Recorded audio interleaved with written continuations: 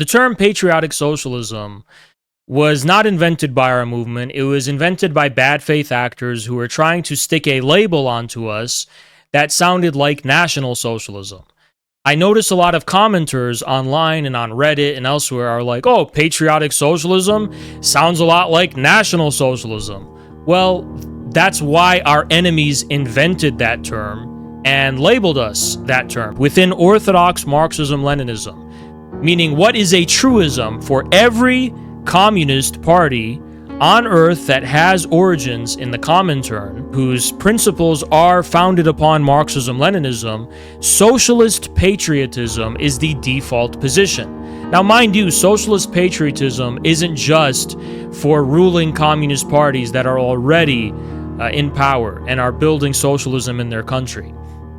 For non-governing communist parties, socialist patriotism was also the norm. Socialist patriotism is outlined and elucidated upon in Soviet introductory textbooks like Fundamentals of Marxism-Leninism, where they literally use the examples of Britain and France and Italy of the necessity of communist parties to be at the vanguard of their nation's history and of the common sense of national belonging and national history, and champion all of the progressive forces of their nation's past in the Marxist sense of progressive, which means all of the actual decisive things that moved the history of a nation forward. So the very foundation of a nation's existence and its history, communists need to seize and lay hold of that, or else the bourgeoisie will and the fascists will. So this is proletarian patriotism and socialist patriotism. It is the default Marxist-Leninist position. For one reason or another, the, I guess, new left, it became a trend to go toward anarchism and individualism and this kind of petty bourgeois radicalism, which led a lot of leftists to just consider it not vogue or consider it more interesting and punk rock to just say, you know, all nations burn down, screw my nation, I hate my country. Whatever. I mean, that's not the traditional Marxist-Leninist view on the matter. Square one is socialist patriotism if you're a Marxist-Leninist. You may disagree, and you may have criticisms of that. I'll even entertain your ability to say, hey, you know what, things have changed, here's why, I'm going to push back on it. But to accuse us of being this new thing called patriotic socialism, when all we've done is uphold the orthodox Marxist-Leninist position on the matter, just goes to show, and again, this is a common theme in these response videos I do, how widespread illiteracy about the basics of Marxism-Leninism is contributing people to inadvertently aid and abet the rise of actual far-right and neo-fascist ideologies. Because traditional Marxism-Leninism by itself actually speaks to the discontent among the masses, and it makes sense of things in a way that's better and superior to the right. But if you are stripping us of the ability to have those tools at our disposal to make sense of our nation's history, to lead that history, to be at the forefront of being the leaders of the country, and so on and so on, other people are going to fill that niche, and who's going to do it? It's going to be the far right. It's extremely irresponsible to call people Mussolini light that are just espousing traditional Marxism-Leninism when you're engaging in a kind of historical revisionism that removes the context of fascism being a reaction to a very strong, already existing socialist, communist, left-wing movement. And there would be no Mussolini, there would be no fascism if it wasn't an anti-communist response to an existing powerful communist movement. That doesn't exist in America. Stop throwing around these accusations of fascism, especially against us, when there is no left or communist movement that is even strong enough to incur such a response like fascism right now. Fascism was a reaction, in the fullest sense of the word, to the October Revolution and its aftermath and its effects. We have no similar such zeitgeist, and we have no similar such movement in America right now. Fascism had to hijack a lot of the things that were actually from the Bolsheviks. So, for example, the Bolsheviks had a very strong, militant, collective spirit that was part of the whole proletarian revolutionary aesthetic and attitude and temperament.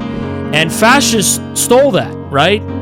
Explicitly stole it as a form of, and weaponized it as a form of anti-communism. Now, like 100 years later, a lot of people associate the thing that originates with communism with fascism. That's why you get a lot of left liberals accusing tankies of being fascists, not knowing that fascism was actually a opportunistic reaction to communism. If you want to accuse us of that, you need to demonstrate what our today's equivalent of communism is. In America, for example, what are we hijacking? What are we stealing? Again, it's a ridiculous and silly argument. If you want to talk about the kind of retrofuturism that the infrared community likes to experiment with in the American context, I think you're just over-reading into it, okay? That time period, of course, was very problematic. This was before the Civil Rights Movement. It's nothing to idealize, I agree. But it is the most recent memory we have as a country of any kind of sense of shared community. By invoking those aesthetics, shared community that's compatible with family, that's just a genuine sense of belonging, and so on and so on. By invoking those aesthetics, we're not detailing a 4K picture of what we want the future to be. We're just trying to invoke something that makes sense to ordinary Americans about a sense of shared community as a bare minimum. And I think for a lot of Americans, that is what it invokes. Not necessarily all of them, and we understand that. But you can't make something that's going to appeal to everyone simultaneously. And you have to have a sense of good faith about what our intentions are here, and who exactly we're trying to reach sometimes.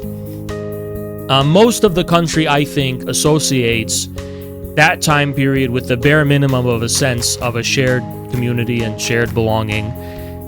That also happens to be the time in which the power of the labor movement was the strongest, the working class was the strongest, there was the strongest social welfare programs being implemented at that time. You had like an over 90% tax rate on the wealthy.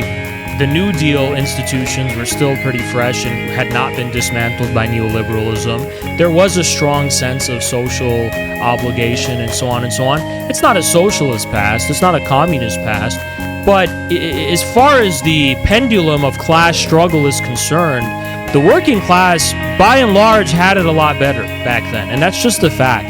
Notwithstanding all of the structural issues and the oppression of marginalized people, which never ended, by the way, overall, for the working class, it was better.